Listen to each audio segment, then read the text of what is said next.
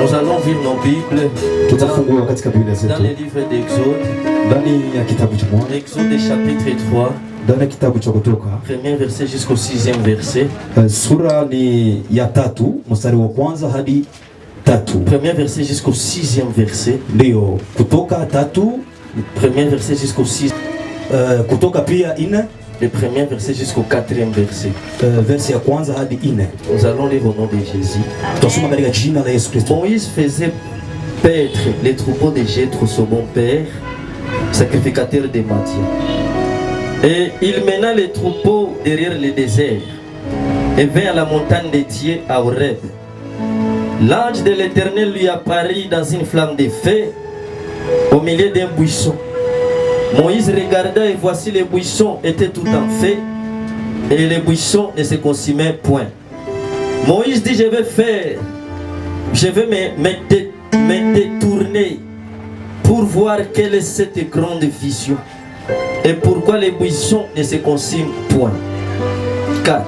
L'Éternel vit qu'il se détournait pour voir.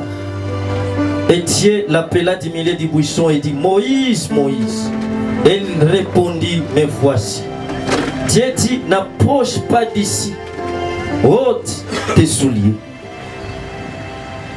de tes pieds, car le lieu sur lequel tu te tiens est une terre sainte. Nous lisons Exode 4, 1 jusqu'au 4e verset, nous lisons au nom de Jésus. Amen. Moïse répondit et dit, voici, ils ne me croiront point, ils n'écouteront point ma voix, mais ils diront, l'Éternel n'était point à Paris. L'Éternel lui dit, y a-t-il dans ta main? Il répondit, une verge. L'Éternel dit, jette-la par terre. Et il la jeta par terre, et elle devient un serpent. Moïse fuyait devant lui. L'Éternel dit, Moïse, étends ta main et saisis-le par la queue. Et il étendit la main et les saisit. Et le serpent devint une verge dans la main. Amen. Amen. Nous allons acclamer la parole de l'Éternel. Amen, amen, amen, amen. Et je rends gloire à Dieu de nous accorder ce bon moment d'être en ce lieu. Nous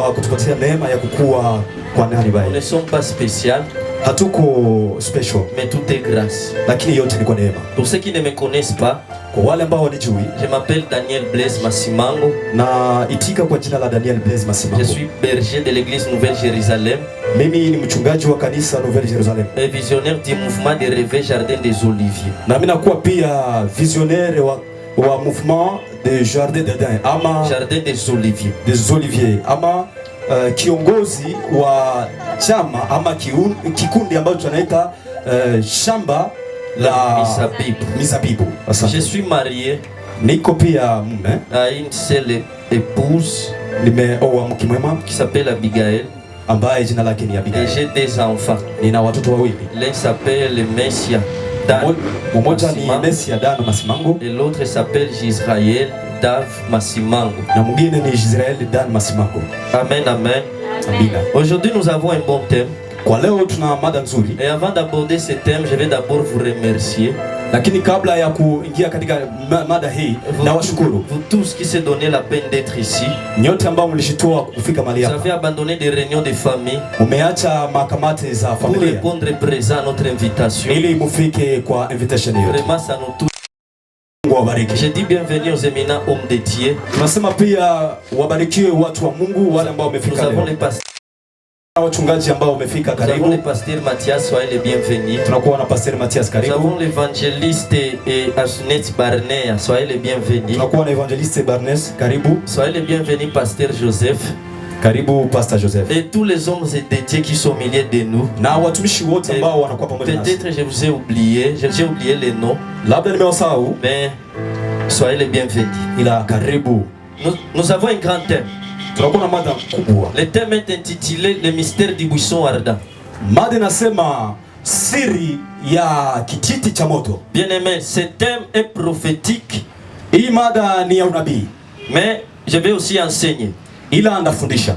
Bien-aimé, mpendwa, le pourquoi de ce thème. Kwa nini mada hii? Le pourquoi de ce thème est de transformer cette génération. Ni kugeuza kizazi hiki. Bien-aimé, le pourquoi de ce thème est de transformer cette génération. Kitu chenye kinacha tuseme kwa ajili ya mada hii ni kugeuza kizazi hiki. Alléluia. Amina. Alléluia. Amina. Lorsque nous recevons Jésus-Christ, tunapopokea Bwana Yesu Kristo, la Bible dit que nous sommes greffés sur l'arbre de vie.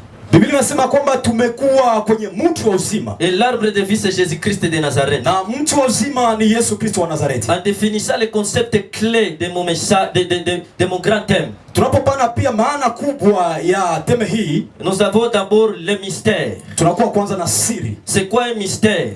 Siri ni nini? Un mystère c'est ce qui est caché. Ni kitu ambacho kimefichwa ou connu par peu de gens. Ambacho watu hawezi kugusa. Mais je rends gloire à Dieu parce qu'aujourd'hui ça va être révélé. Ila anashukuru Mungu kwa maana leo mtakigundua. Ce qui était caché aux multitudes ça va être révélé au nom de Jésus. Kile kilichofichwa kitafunguliwa. Alléluia. Amina. Bien-aimé, c'est quoi un buisson? Na moto ni nini? Buisson, kijiti cha moto. Buisson c'est un ensemble de branches. Ni ukubwa ama ni aina ya miti. L'ensemble des branches attachées sur une même tige. Ni aina ya miti ama vitu ambavyo vimekuwa kwenye mti yoyote. Mti mmoja. Ndio. Alléluia. Ndio. Sur le plan révélation ça va expliquer ceci. Kwa hali ya ufunuo inasema hivi. Le buisson va expliquer ceci. Kijiti kinasema hivi. Je disais que le buisson c'est un ensemble de branches. Niko nasema kijiti ni uwingi wa vitu ambavyo vinakuwa kwenye kile. Jésus-Christ est l'arbre de vie. Mungu ni mti wa uzima. Et lorsque nous acceptons Jésus-Christ nous devenons des branches. Tunapopokea Bwana kuwa Bwana na Mwokozi mwetu tunakuwa matawi. Donc en parlant du buisson comme l'ensemble des branches. Tunaposema kijiti kama matawi, donc nous sommes automatiquement nous sommes en train de révéler l'église. Tuko na funula kanisa. Bien-aimé, tout celui qui a accepté Jésus-Christ comme Seigneur et Sauveur, il est un buisson. Kila mtu ambaye amepokea Yesu Kristo kuwa Bwana na Mwokozi amekuwa kijiti. Le buisson est attaché sur une tige. Kijiti kimekuwa kwenye mti. Et Jésus-Christ est l'image de cette tige. Na hiyo tawi ni picha ya Yesu Kristo. Nous tous nous sommes greffés sur Jésus-Christ. Sisi sote tumekuwa kwenye Yesu Kristo. Et tout celui qui a accepté Jésus-Christ, il est attaché sur l'arbre de vie. Na kila mtu ambaye amempokea Yesu Kristo amekuwa kwenye mti huo ya uzima. Donc en révélant mon message, nikatoa mafunuo kwa niaba ya mada hii. Donc je vais parler d'une église. Nitaongea juu ya kanisa. Donc je vais parler du mystère d'une église. Nitaongea juu ya siri ya kanisa. Et en parlant de l'église, nous voyons l'ensemble des chrétiens. Tunapoongea kwa ajili ya kanisa tunaona wingi wa Kristo. L'ensemble de ceux qui ont accepté Jésus-Christ dans leur vie. Wingi wa wale ambao wamepokea Yesu Kristo kuwa Bwana na Mwokozi wa maisha. Bien-aimé, aujourd'hui je vais parler de 4 mystères. Leo nitaongelea juu ya siri 4. 4 mystères qui se cachent sur les passages que nous venons de lire. Siri 4 ambazo zimefichwa kwa ajili ya mada hii. Bien-aimé, les passages que nous venons de lire. Hii verse ambayo tumesoma cache 4 réalités. Kuna kuwa ukweli 4. Cache 4 vérités. Inaficha ukweli 4. Et nous allons essayer de révéler les 4 vérités qui sont cachées. Tutajitahidi kugundua hizo siri 4 ambazo zimefichwa ndani ya kijiti hiki. Donc le mystère, siri, tu dois mettre un S au pluriel. Ni siri ama siri za mingi basi. Parce que nous allons parler de 4 mystères. Tutaongea juu ya siri 4. Sans plus tarder, je vais entrer dans les profondeurs de mon message. Bila kukawia ndaingia ndani ya kindani cha mada yangu. Le premier mystère. Naongea juu ya siri ya kwanza. Le premier mystère. Siri ya kwanza. Sinaï était une chaîne de montagnes. Sinai ilikuwa milima za kufatana za nyingi. Sinaï était une chaîne de montagnes. Ilikuwa milima nyingi. Mais Dieu n'était pas dans toutes ces montagnes. Lakini Mungu hakukuwa kwenye milima hizo. Il était seulement sur Horeb. Alikuwa kwenye Horebu. Alléluia. Ndio. Et c'est l'Horeb. Horebu est l'une des montagnes du Sinaï. Ni mulima wa Sinai. Alléluia. Amina. Donc en parlant du Sinaï, tunapongea juu ya Sinai. Sinai c'est l'ensemble des montagnes. Ni wingi wa milima. Et parmi ces montagnes, il y a aussi Horeb. Na kwa hizo milima tunakuwa na mlima Horeb. Sinaï est constitué de 3 grandes montagnes. Na Sinai inakuwa na milima kubwa 3. Et Horeb était au milieu. Na mlima Horeb ulikuwa katikati. Alléluia. Amina. Bien aimé, sur le plan révélation, ça révèle ceci. Tunapoongea kwenye planning ya ufunuo inasema hivi. Lorsque nous voyons une montagne, nous voyons une église. Tunapoona mlima tunaona kanisa. Bien aimé, mpendwa, les montagnes sont des églises. Milima ni makanisa. Mais Dieu n'est pas dans toutes les églises. Lakini Mungu haiko kwa ndani ya zile makanisa. Dieu était uniquement sur Horeb. Mungu alikuwa kwenye Horeb tu. Bien aimé, il y avait 3 montagnes, mais Dieu avait rejeté les 2 autres montagnes.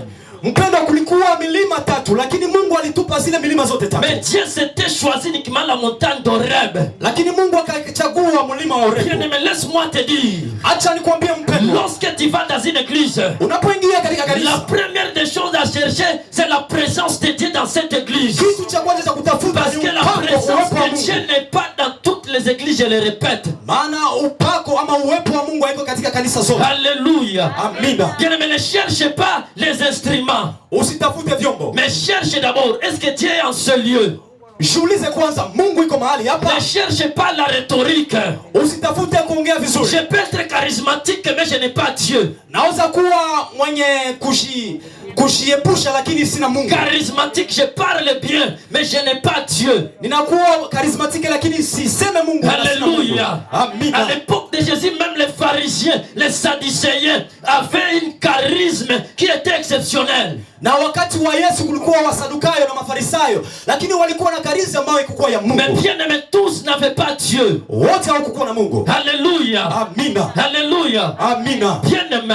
Mpendwa, à Horeb il y avait des choses. Horeb kulikuwa vitu viwili. Bien aimé, à Horeb il y avait des choses. Nasema Horeb kulikuwa vitu viwili. La première des choses à Horeb, kitu cha kwanza kwenye Horeb, il y avait un buisson.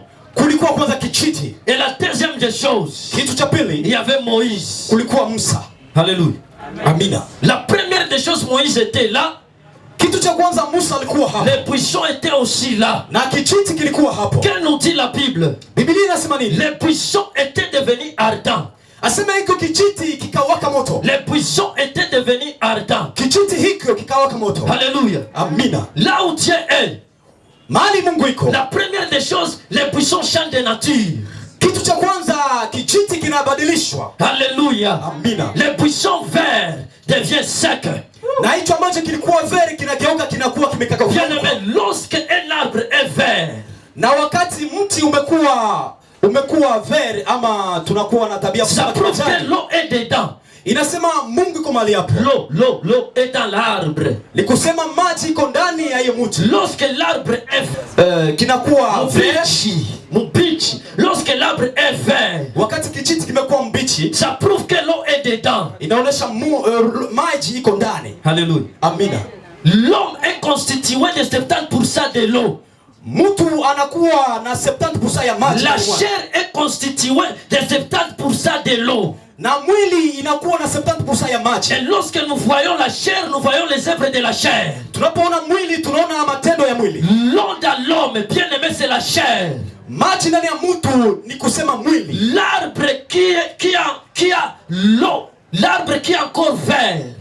Na hiyo mti ambayo inakuwa ya mbichi, ça prouve que l'eau est encore dans l'arbre. Inaonyesha gizi maji iko ndani. Et lorsque l'arbre est vert, na wakati kichiti kinakuwa kibichi, bien aimé, mpendwa, écoute-moi très bien. Nisikilize. Je suis en train de parler d'une chose la plus importante dans le message d'aujourd'hui. Niko naongelea kitu ambacho ni cha maana katika message ya leo. Lorsque l'arbre est vert, wakati kichiti kimekuwa ça prouve que l'eau est dans l'arbre. Inaonyesha kwamba maji iko ndani ya hiyo mti. L'homme qui est charnel, mtu ambaye ni mwili, il est l'image de l'arbre vert. Ni picha ya hiyo kichiti ambacho kimekuwa. Lorsque l'homme est charnel, wakati mtu anakuwa mwili, c'est impossible qu'il devienne ardent. Ni nguvu akuwe moto. C'est impossible que le feu de l'Éternel l'utilise puissamment. Ni nguvu moto wa mbinguni mtumishi. Donc la première des choses, on doit sécher. Kitu cha kwanza ni kukauka. La première des choses, on doit sécher. Kitu cha kwanza ni kukauka. Et lorsqu'on devient sec, na wakati unakauka, lorsqu'on devient sec,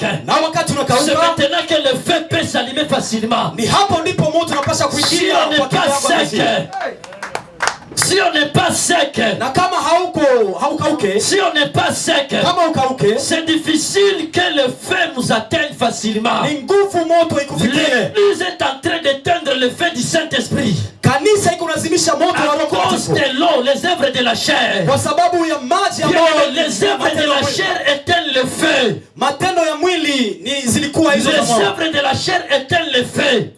na matendo ya mwili ilikuwa hiyo maji. Donc si j'entre dans les profondeurs, Inapoingia kinani ndani, ça veut dire que les buissons n'étaient pas verts, mais les buissons étaient secs. ni kusema hicho kijiti hakikukua kimekauka, lakini kilikuwa kiko ndani ya maji. Les buissons n'étaient pas verts, mais les buissons étaient secs. Kijiti hakikukua kibichi, lakini kilikuwa kimekauka. Dieu est à la recherche d'une génération déjà qui sont secs. Mungu anatafuta watu ambao wamekauka. Dieu est en train de chercher qui il va utiliser. Mungu anatafuta yule ambaye Mais atatumikisha. le secret pour être utilisé puissamment par Dieu, il faut être sec. C'est de sécher de l'eau, les œuvres de la chair.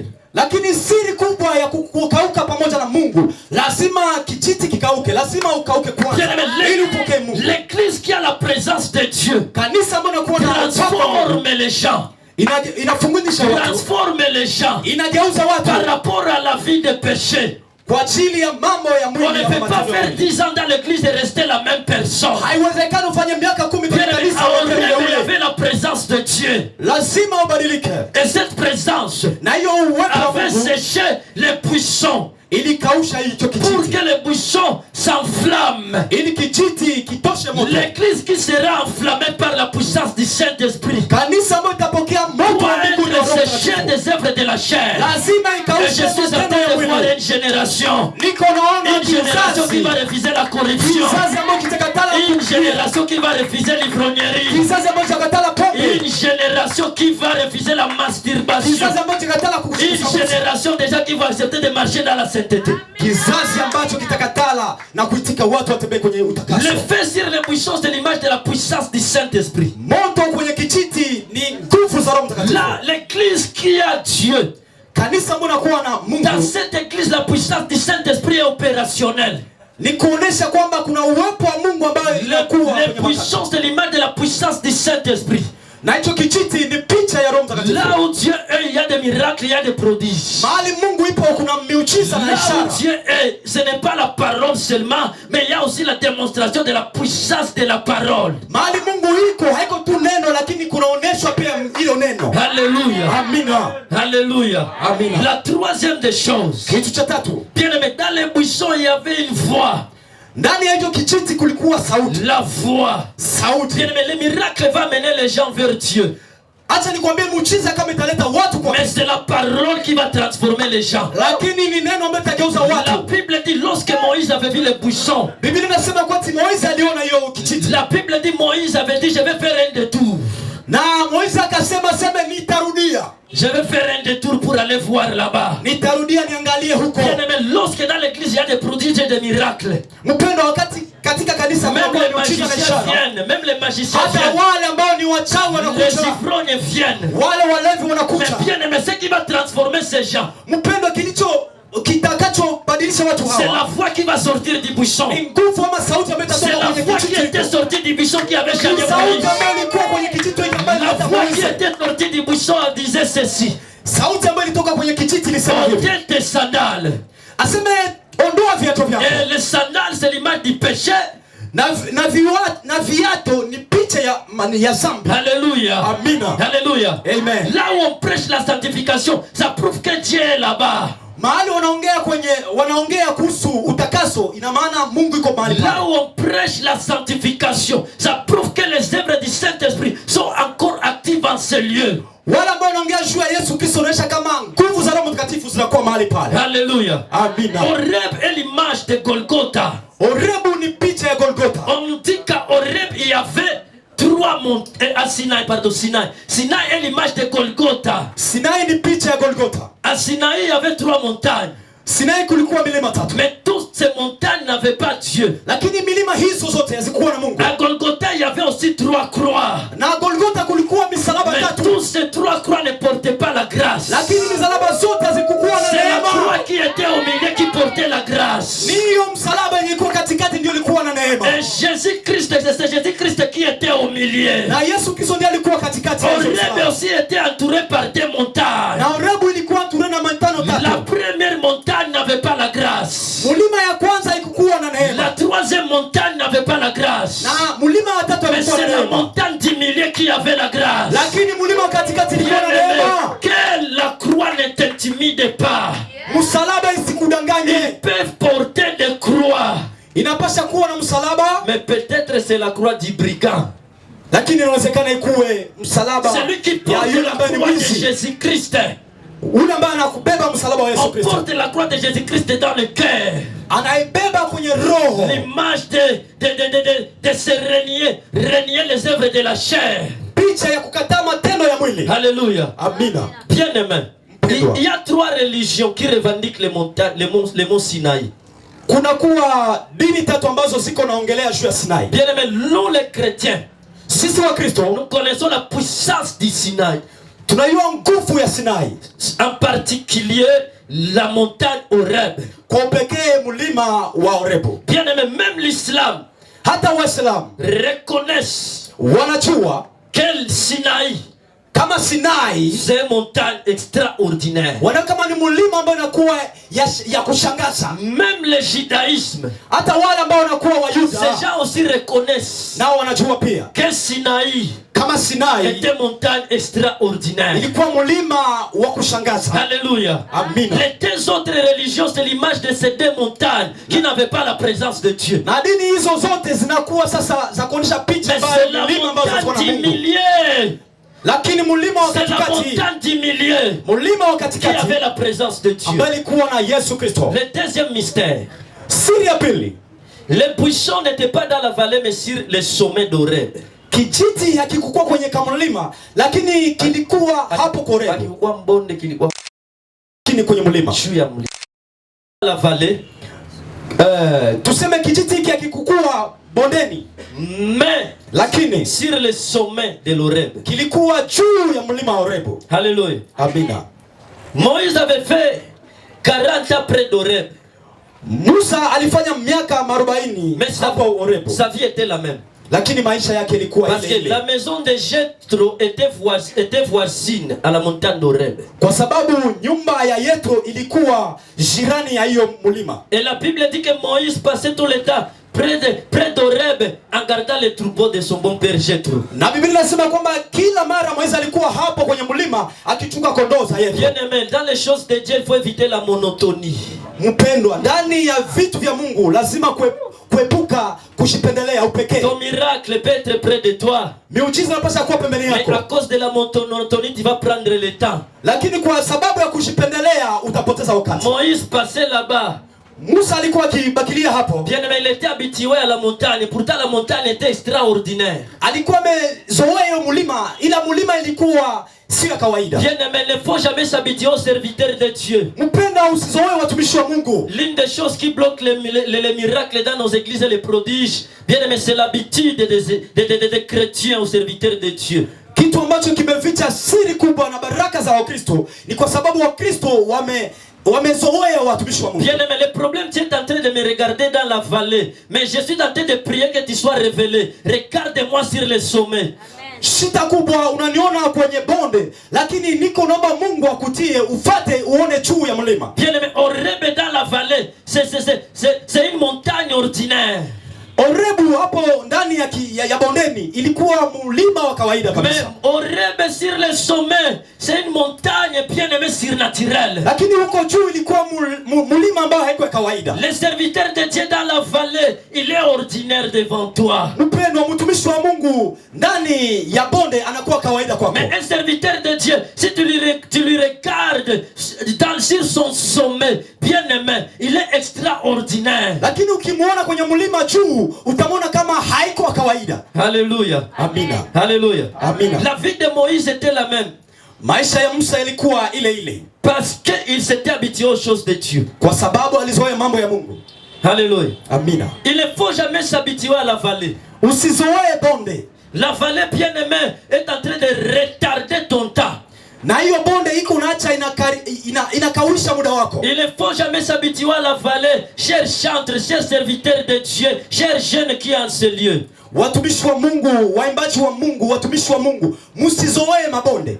Bien-aimé, si tu t'habitues à la vallée, ukizoea mabonde, la vie de la vallée va te retenir. Maisha ya mabonde itakukamata. Je vais parler de quelques vérités sur la vallée. Naongea juu ya kweli za kuhusu bonde. La vallée, c'est une vie de la foule. Na bonde ni maisha ya watu wa mingi. Bien-aimé, si tu mènes une vie de la foule, tu n'expérimenteras jamais les choses de Dieu. Ukaishi vitu vya watu wa mingi, hautajua ukubwa wa Mungu. La vie de la foule nous retarde. Maisha ya wingi inatukawisha. La vie de la foule va te faire rater la visitation. Maisha ya wingi itaacha upate. Et prêcher à un Zaché en ce lieu. Niko naongea na Zakaria mahali. Lorsque Jésus était entré à Jéricho, wakati Yesu aliingia Yeriko, la Bible dit c'est cet homme qui était au rendez-vous.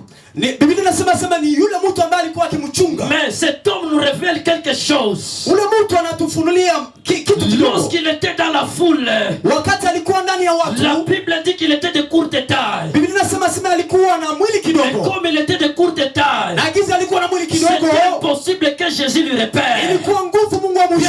Je suis en train de dire ta visitation arrive. Niko nakwambia kwamba je suis en train de voir ta visitation. Niko naona kutembelea kwako. Mais ton problème tu es caché dans la foule. Lakini jua kama Mungu amejificha. Ne sois jamais un chantre de la foule. Usikuwe mwimbaji wa watu wa wingi. Parfois il faut abandonner la foule pour aller chercher Dieu. Inabidi wache watu utafute Kristo. Ne sois jamais un chrétien de la foule. Usikuwe mkristo wa ndani ya watu. Parfois il faut abandonner la foule pour aller chercher Dieu. Acha watu utafute Mungu. Ne sois jamais un prophète de la foule. Usikuwe nabii wa watu. La Bible nous dit Zaché. Biblia inasema Zaché avait vu un sycomore. Na Zakaria kaona sycomore. Le sycomore est l'image de l'autel. Aseme hiyo sycomore ni picha ya madhabahu. L'autel. Ukubwa. Kupanda juu. Alléluia. Amina. C'est l'image du sommet. Ni kuonesha picha Zaché était révélé. Na Zakaria alijua hiyo. Je vais rater la visitation si je ne quitte pas la foule. Ndapoteza kutembelewa na Kristo kama sitoke kwenye watu wao. L'endroit pour fuir la foule, c'est aller dans les hauteurs. Kitu kikubwa ni kutoka na kufuata viwango. L'un des secrets.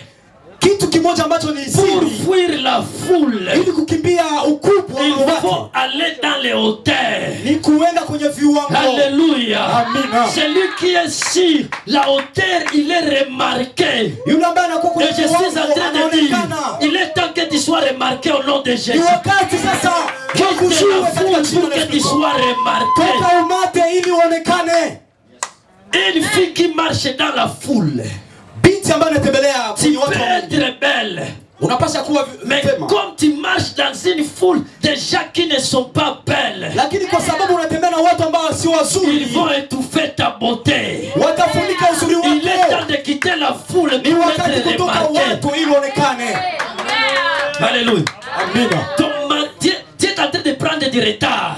Uko unapoteza wakati. Parce que tu es dans la foule. Juu uko ndani ya umati. Si tu es dans la foule de gens qui watu ambao waze juu ndoa, ils vont te contaminer. Watakuambukizia. Aujourd'hui nous avons des influenceuses. Tunakuwa na wale ambao wanakuwa wanaleta changamoto. Des influenceuses sur Facebook.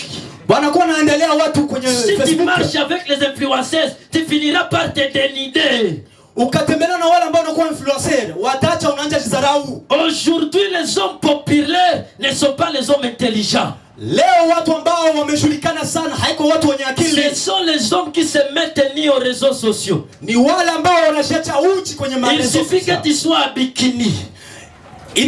Tu sois en sous-vêtements. Uvale. Tu sois en sous-vêtements. Uvale chupi. Et automatiquement tu auras des follow sur Facebook. Utaona watu ya mingi sana wanakufuata. Il suffit que tu parles de bêtises.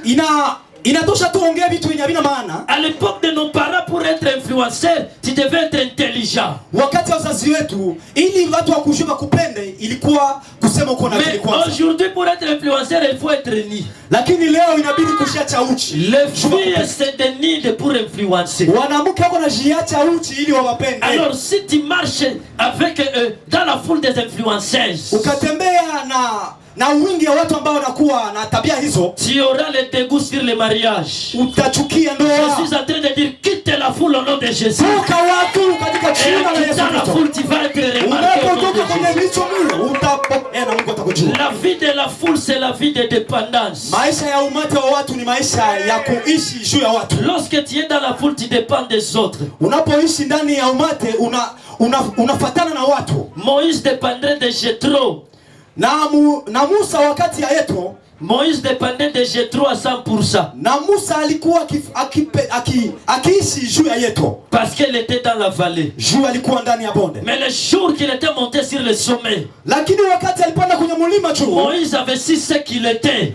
Musa akajua jinsi alikuwa. Moïse avait créé l'indépendance. Musa akatia maisha ya Il est temps kushitegemea. de marcher dans l'indépendance. Ni wakati ya kushitegemea sasa. Il est temps de quitter la foule. Ni wakati ya kutoka kwenye umati. Il est temps de dépendre de toi-même. Inabidi sasa ushitegemee. Parce que tu as quitté la foule. Kwa sababu umetoka umati wa watu. Bien aimé, la vie de la foule, c'est une vie d'apparaître sans être. Ni maisha ya umati inaonesha uko au hauko. La vie d'apparaître sans être. Kuonesha uko lakini wakati Si mwingine tu hauko. aimes trop la foule, Ukipenda umati wa watu, tu apparaîtras beaucoup utaonekana sana sans être. bila kukua. Alléluia. Amina. Aujourd'hui, nous avons beaucoup d'apparitions. Tunakuwa na vitisho vingi, Bien aimé, avant que Pierre apparaisse, lakini kabla Petro aonekane, il avait fait 10 jours dans la chambre haute. alifanya siku 10 ndani ya chumba Je cha suis en juu. train de dire à quelqu'un, entre dans la chambre haute au nom de Jésus. Niko nakwambia uingie kwenye chumba cha juu. Avant que Moïse va en Égypte, Kabla Musa hajaenda Misri, il était d'abord monté alikuwa amepanda kwanza. sur le sommet d'Horeb. Akapanda kwenye mlima Horebu. Bien aimé, Mpendwa, si tu apparais, si tu veux apparaître sans être, ukapenda onekane bila kukua, tu vas t'attirer le mépris. utaleta madharau. Tu vas t'attirer le mépris. Utaleta madharau. Alléluia. Amina. Nous allons évoluer. Tutaendelea. C'est quoi la montagne? Mlima ni nini? La montagne, c'est une vie de prière. Ni maisha ya maombi. La montagne, c'est une vie de cache-toi. Ni maisha ya kujificha. La montagne, c'est une vie de préparation. Ni maisha ya kujiandaa. Une vie de préparation. Maisha ya Une uandalizi. vie de préparation. Maisha ya Je suis en kujiandaa. train de voir une génération préparée. Niko nayo kizazi ambacho Les gens kimejiandaa. qui vont bouger le monde parce qu'ils ont Wale été ambao préparés. watatikisa dunia hii. Je suis en train de voir les gens qui vont mener une vie de cache-toi. Niko naona wale ambao wataishi maisha ya Je upekee. suis en train de voir une génération qui va mener une vie de prière exagérée. Kizazi ambacho kitaishi maisha ya maombi ambayo inapitia kiwango. Alléluia. Amina. Alléluia. Amen. Je vais dire c'est quelques mois avant de passer. Nasema maneno hii kabla sijaendelea. Pour avoir une dimension supérieure, Ili kuwa na kiwango ambacho kiko juu, tu dois accepter de perdre ta dimension actuelle. lazima kwanza uitike kupoteza kiwango chako cha leo. Alléluia. Amina. Pour avoir une dimension supérieure, Ili upate kiwango cha juu, tu dois accepter de perdre ta situation actuelle. lazima uitike kupoteza maisha yako ya sasa. Si tu veux avoir une dimension supérieure, Ukipenda upate kiwango cha juu, tu dois accepter d'abord de disparaître 2 mois dans l'église. On ne te voit pas sur la chair. utaitika ufanye miezi 2 ndani ya kanisa, lakini On hawakuone kwenye ne te madhabahu. voit pas pendant 6 mois dans la chorale. Wanafanya miezi 6 na hawakuone ndani ya Le kora. problème c'est parce que tu ne veux pas perdre ta situation actuelle, ta dimension actuelle. Shida ni kwa sababu haupendi kuacha vinyuko unavyo Tu sahi. es tellement attaché à ta dimension. Tu es devenu amoureux de ta dimension. Umependelea sana hicho kiwango ambacho uko nacho. Bien, Na umekipenda zaidi. Ceux qui ont monté Wale ambao walipanda ont accepté de perdre certaines positions. waliitika kukataa viuo moya. Moïse avait accepté de laisser les brebis de Jéthro pour Moussa- devenir le prophète des nations. Musa aliitika kuacha makondoo za Yetro ili akuwe nabii wa Si mataifa. tu n'acceptes pas d'abandonner les brebis de Jéthro, tu vas rester la même personne pendant 10 ans. Usipopenda kuacha hizo kondoo za Yetro, utabakia ule ule mpaka miaka 10. Alléluia. Amina. Jésus-Christ avait abandonné les cieux. Yesu Kristo akacha mbingu. La Bible dit Biblia Il inasema avait abandonné la gloire. akacha utukufu, Il avait abandonné sa position d'être comme Dieu. akacha ukubwa wake wa kimungu, Jésus-Christ était descendu sur la terre. lakini akashuka hapa Il duniani, avait abandonné son trône dans le ciel. akacha kiti chake cha enzi En na mbinguni. venant sur la terre, il avait tiré une gloire supérieure. Alipofika hapa duniani akapata utukufu Il est mkubwa. temps que tu abandonnes ta position Ni wakati ya kuacha vinyauko pour ndani recevoir la dimension ili upokee supérieure. kiwango cha juu zaidi, Recevoir la dimension ili supérieure. upokee kiwango cha Recevoir juu, la dimension ili supérieure. upokee kiwango cha juu. Alléluia. Amen. Il y a des postes qu'on doit abandonner. Kuna kazi ambazo unapasha kuacha, Il y a un fiancé que tu dois abandonner. kuna mchumba ambao utaacha, Quelqu'un qui a fait 4 ans avec toi, 5 ans avec toi, les mêmes discours, bien aimé, il faut ouvrir les yeux, tu vas vieillir. mtu ambaye anakuwa na miaka 24 na miaka 5 mko pamoja, lakini Il vile faut ouvrir vile les yeux, tu vas vieillir. fungula Le masia. temps avance vite. Saa iko natembea Il faut sana, accepter de perdre pour récupérer. inabidi utike kupoteza ili upate. La Bible dit, Biblia inasema jette ton pain sur l'eau. tupa mkate wako kwenye Jette bahari, ton pain sur l'eau. tupa mkate wako kwenye bahari. Alléluia. Amina. Le pain qu'on est en train de laisser sur l'eau, on est en train de la perdre. Mkate ambao tuko natupa kwenye bahari Mais tuko Salomon naipoteza. dit, Lakini Salomon dit, Sulemani tu anasema vas la récupérer dans l'avenir. asema utaipata huko kwenye uko naenda, Tu vas la récupérer dans l'avenir. utaipata kule kwenye uko Bien naenda. aimé, ça ressemble à la folie, mais c'est la réalité. Inaonekana ni uchizi lakini Ça ni ressemble kweli. à la folie, mais c'est la réalité. Inaonekana haina maana lakini ni Jette kweli. ces fiancés impudiques. Tosha ule mchumba bani ni Et tu msharati, vas récupérer un fiancé organisé dans l'avenir. utapata mchumba ambaye anakuwa na ficha Alléluia. nzuri. Il faut abandonner certains commerces. Inabidi kuacha mauchuruzi zimwazimoya. Alléluia. Amen. Tu es en train de faire quelque chose pendant 10 ans, mais ça ne te donne rien et tu t'attaches encore.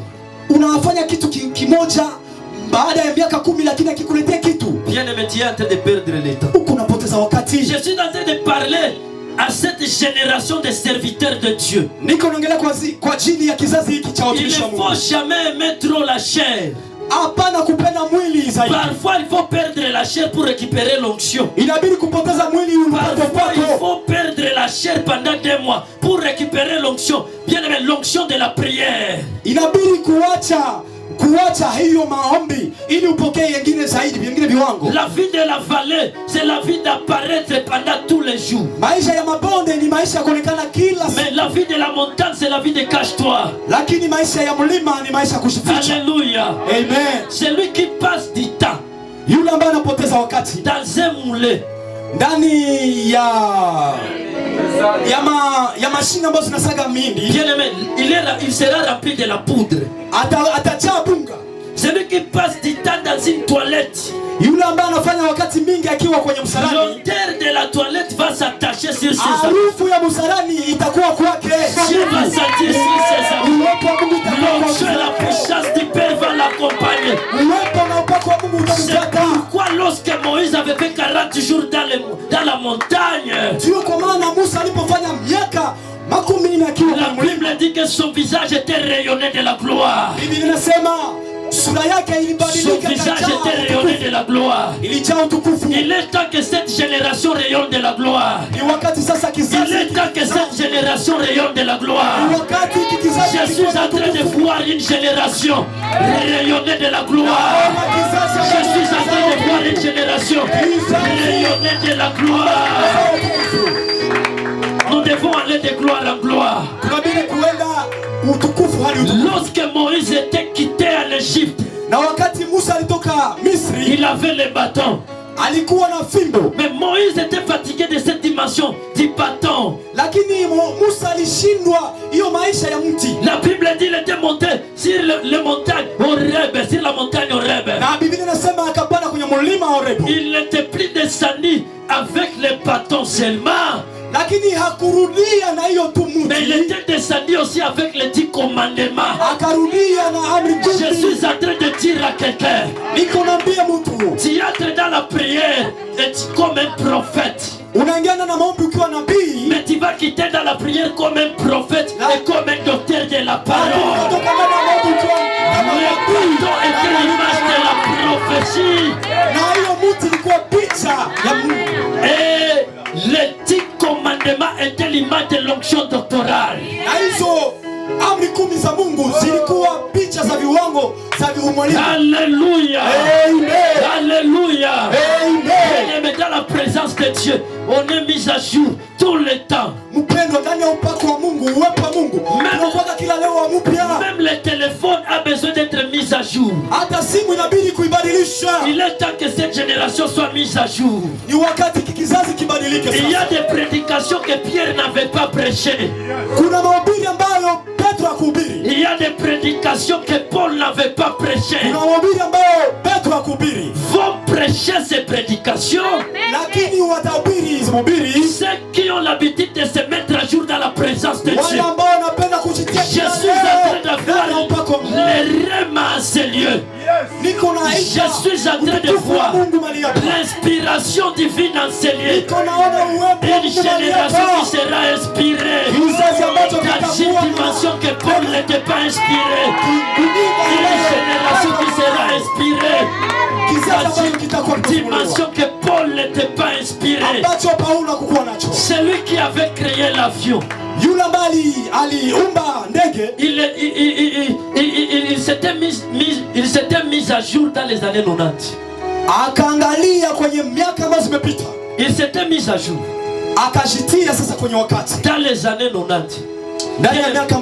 Il y a quelque chose que l'humanité ne connaît pas encore. Bien aimé, l'humanité connaît Facebook, connaît TikTok, connaît WhatsApp.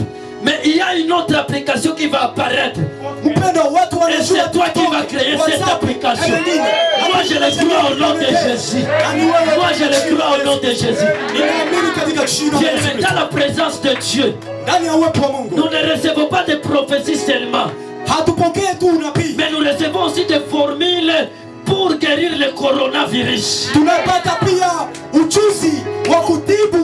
Nous recevons des formules pour créer des Boeing. Des Boeing qui n'ont jamais été créés. Des modèles de maisons qui n'ont jamais été construites. Ça, je le crois au nom de Jésus. Le Dieu de la Bible,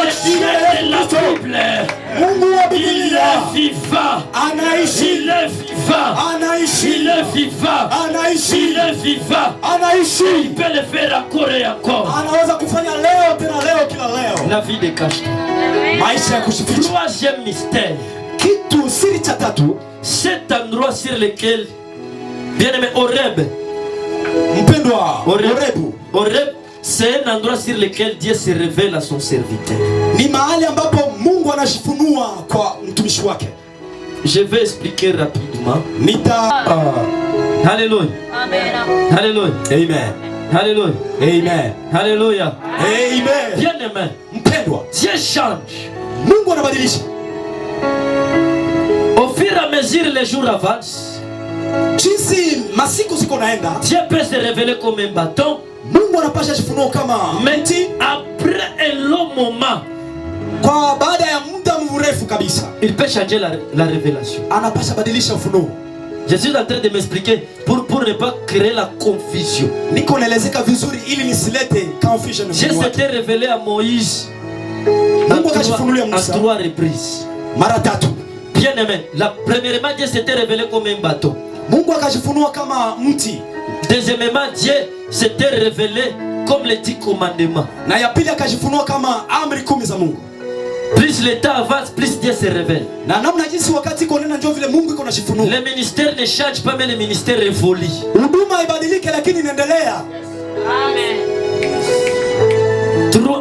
Troisième fois, Dieu s'était révélé comme la parole vivante. Et c'est là où Moïse avait échoué. Peut-être la manière dont Dieu s'était révélé chez toi comme un bâton, il y a 10 ans passés. Mais toi tu t'attaches encore à cette révélation de 10 ans passés.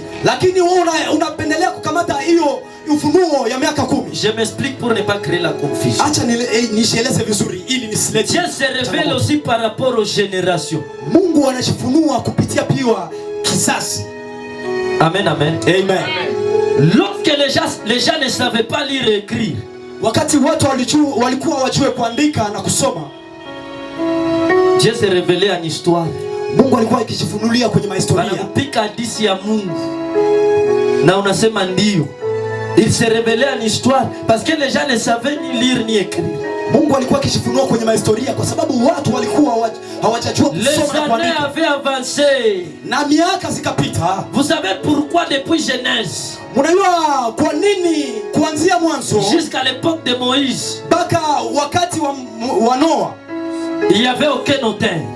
Hakukukuwa madhabahu yoyote. Aucun auteur, mwandishi. Hakukukuwa mwandishi yoyote. C'est Moïse qui avait écrit Genèse. Ni Musa ambaye aliandika Mwanzo. Pourquoi? Parce que, bien aimé, dans le jardin d'Éden, Adam et Ève ne savaient ni lire ni écrire. Kwa sababu ndani ya bustani la Edeni, Adamu na Eva hawakuwa kujua kuandika na kusoma. Les écritures sont venues lorsque l'Égypte était devenue la première puissance mondiale. Na maandiko yalikuwa wakati wa Misri walikuwa wakubwa kwenye dunia mzima. Même l'histoire nous explique, ce sont les hiéroglyphes si je ne me trompe pas.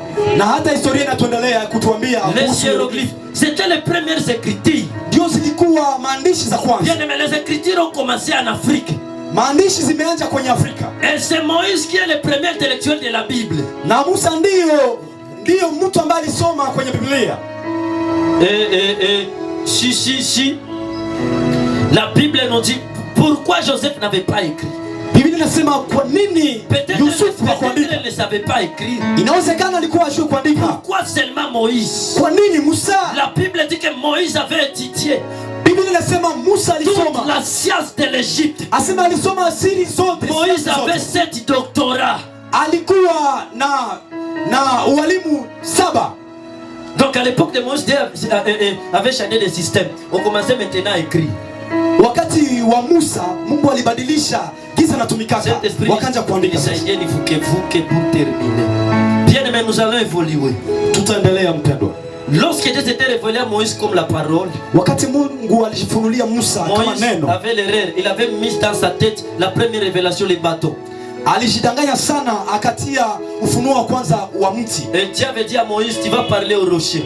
Na Mungu akamwambia Musa, utasema na mwamba. Moïse par mégarde. Lakini Musa hakupenda kusikia. Au lieu de parler au rocher, il avait frappé le rocher encore avec son bâton. Badala ya kusema na mwamba, akapiga mwamba kwenye mti. Bien aimé, Jésus-Christ est la puissance, il est aussi la parole. Yesu Kristo ni picha ya nguvu, lakini pia ni picha neno. Bien aimé, parfois il peut se révéler comme la puissance. Inawezekana jifunue kwako kama nguvu. Et avec le temps, il va se révéler comme la parole. Lakini badala ya muda mfupi, il est le même hier, aujourd'hui, éternellement. Yeye ni yule jana, leo na hata milele. Alléluia, alléluia. Amen. Mais je vais parler du 4e chose pour terminer. Naongelea kitu cha 4 ili nimalize. Le 4e mystère. Siri ya 4. Bien aimé, le buisson ardent, kijiti cha moto, c'est l'image du réveil de l'église. Ni picha ya kanisa. Le réveil de l'église. Picha ya kanisa. L'image du réveil de l'église. Uamsho wa kanisa. Alléluia. Amen. Hivi. Horeb avait kulikuwa vijiti vingi. Là, il faut vraiment prendre la vidéo. Hapo lazima utie video.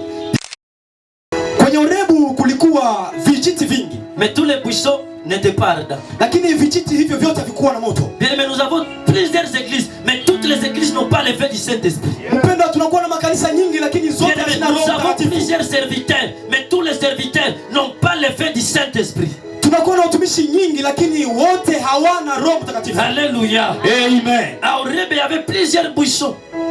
Horebu kulikuwa vijiti vingi. Mais tous les buissons n'étaient plus ardents. Lakini vijito hivyo havikuwa na moto. Alléluia. Amen. Ce qui va marquer la différence entre les buissons qui étaient à Horeb, c'est le feu.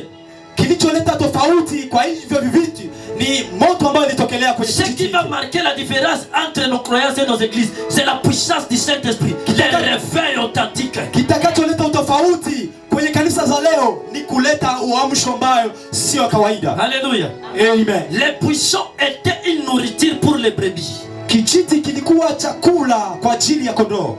Alléluia. Amen. Les buissons étaient une nourriture pour les animaux. Ilikuwa chakula kwa sababu ya manyama. Et lorsque nous voyons les animaux, nous voyons les païens. Tunapoona manyama tunaona wapagani. Bien aimé, si l'église ne se décide pas d'allumer les feux, kama kanisa kanisa haikamate maamuzi ya kuwakisha moto, l'église sera mangée par les païens. itakuliwa na wapagani. Parce que la buisson qui n'a pas, le buisson qui n'a pas l'effet, Kwa sababu mti ambayo ina moto sera mangé par les brebis. itakuliwa na kondoo. Aujourd'hui, les francs-maçons, les Illuminati sont en train de manger la gloire parce que l'église a éteigné le feu. Leo wale ambao wanatumikia nguvu za giza wamekamata utukufu wa Mungu. Bien, mais il suffit qu'on allume le feu et les brebis vont avoir peur de nous. Inabidi tu tuwakishe moto ili kondoo zikimbie. Laisse-moi te dire, il y a des animaux qui sont en train de faire le tour près du buisson, près des faits serviteurs de Dieu. Mpendo, acha nikwambie, kuna kuwa manyama ambazo zinatembelea watumishi wa Mungu na ziko nawafuatilia. Celui qui n'a pas le feu sera mangé. Na yule ambaye hana L'église qui n'a moto pas le feu sera atakuliwa. mangé.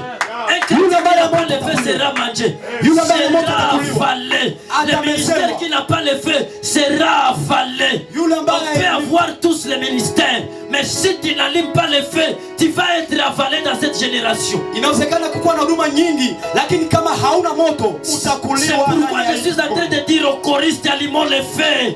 Niko naambia Je suis en train de dire aux pasteurs, allumons le feu. wakisheni Je moto. suis en train de dire aux gens qui sont dans ces lieux, les fils à Christ, les sœurs à Christ, les garçons à Christ, allumons le feu. Nikwambia watu wote ambao wako mahali hapa muwakishe moto. C'est ce qui va marquer la différence. Hiyo ambayo italeta utofauti. On nous dit que le buisson avait attiré Moïse de loin. Inasema kijiti hiki cha moto kikakokota Musa. Bien aimé, le réveil c'est l'image de l'évangile. Na ufunuo ama Uamsho. uamsho ni picha ya kanisa. Bien aimé, l'évangile attire les gens vers Jésus. Na injili inaleta watu kwa Kristo. Et lorsque le buisson était ardent, automatiquement Moïse était attiré. Na wakati hiyo kijiti kilijaa moto, Musa alipendelea afike Bien hapo. aimé, là où il y a le réveil authentique, les gens vont venir comme des mouches. Mahali Je suis ambapo en train kuna de dire, là où il y ufunuo. a le réveil authentique, les gens vont venir comme des mouches. Niko naongea mahali Ils kuna seront kuwa attirés na par la uamsho. puissance du Watu réveil. watakuwa, Ils watakuwa seront na attirés nguvu. par la puissance du réveil. Watapendelea Le hiyo réveil moto. attire. Uamsho unakokota. Marcelo était allé faire, bien aimé, une croisade d'évangélisation en Haïti. Marcelo akaenda kufanya mkutano mkubwa wa injili kwenye Haiti. Sans affiche, mais le stade était rempli. Hakutia mapicha lakini stade iliala. Bien aimé, là où il y a le réveil, même sans affiche, nos églises seront remplies. Même sans affiche, Mahali ambapo kuna uamsho, les gens vont watu venir. watakuja. Moïse était attiré par les buissons. Musa alikokotewa na moto Les hiyo. buissons ardents. Hiyo Un kijiti cha moto. ministère qui a le feu Huduma maana kuna moto. peut attirer les gens, même de Bukavu, même de Didju, même de Kigali, pour venir chercher le feu là-bas. Itakokota watu Bukavu na Uvira na Itwi ili wapate kukuja kufuatilia Une moto. sœur à Christ qui a le feu. Na dada katika Kristo ambaye iko na moto. Les sorciers n'auront pas la puissance de mettre un masque de vieillesse sur son visage. Walozi wataleta umbo ya kuzeeka Le kwake. feu va détruire la masque au nom de Jésus. Moto itaribisha Le ile feu nguvu va kwa jina détruire la la Yesu masque au nom de Kristo. Jésus. Moto Le feu va itaribisha détruire yoyote la kwa masque jina au la nom de Yesu Kristo. Jésus. Moto itaribisha yoyote kwa jina la Yesu Kristo. Bien aimé, il est temps même que nos diplômes soient remplis du feu du Saint-Esprit. Ni wakati sasa hata vyeti vyetu vijae Roho Un Mtakatifu. diplômé qui parle la langue, c'est possible. Yule ambaye amepata Un cheti na licencié anaongea qui kwa parle la langue, lugha, c'est possible. Et inawezekana je hata suis en train de voir kwenye cette lugha. génération en ce lieu. Niko naona hiko kizazi Nous mahali allons hapa. évoluer. La dernière des choses. Tutaendelea kitu cha mwisho. Bien aimé, Moïse avait vu les buissons ardents. Musa akaona kijiti cha moto. Écoute-moi très bien. Nisikilize. Moïse avait vu les buissons ardents. Akaona kijiti cha moto Et son ministère avait changé. na huduma yake ikabadilika. Amen, amen. Amen. Moïse avait vu. Musa akaona. Moïse avait vu les buissons ardents. Musa akaona kijiti cha moto Et il était devenu un homme surnaturel. na akageuka akakuwa mtu ambaye sio kawaida. Moi et toi, on n'a pas vu les buissons, mais le feu est sur nous. Mimi na wewe hatukuona kijiti Depuis la lakini moto uko Pentecôte, kwenye le feu sura est zetu. tombé sur nous. Ça veut dire que nous sommes plus surnaturels que Moïse. Inaonesha sisi tunakuwa wenye viungo vya juu kushinda Musa. Moïse n'avait pas le feu sur lui, mais il avait vu le feu. Musa kukuwa na moto kwenye alikuwa, lakini aliona moto. Et son ministère avait changé. Lakini huduma yake Mais ikabadilika. nous avons le feu sur nous. lakini sisi tuna moto kwenye Ça veut moyo dire wetu. que nous sommes plus surnaturels que Inaonesha tuko juu Moïse. kushinda Musa. Alléluia. Amen. Alléluia. Amen. Alléluia. Alléluia. Amen. Je suis en train de dire c'est possible Niko nasema que inawezekana le réveil revienne. ili ufunuo ikuje. Mungu abariki neno lake. Amen. Amen. Amen. Nous allons chanter cette chanson.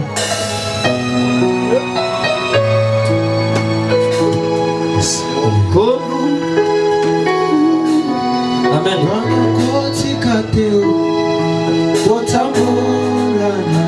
Mettons-nous debout, fermons nos yeux.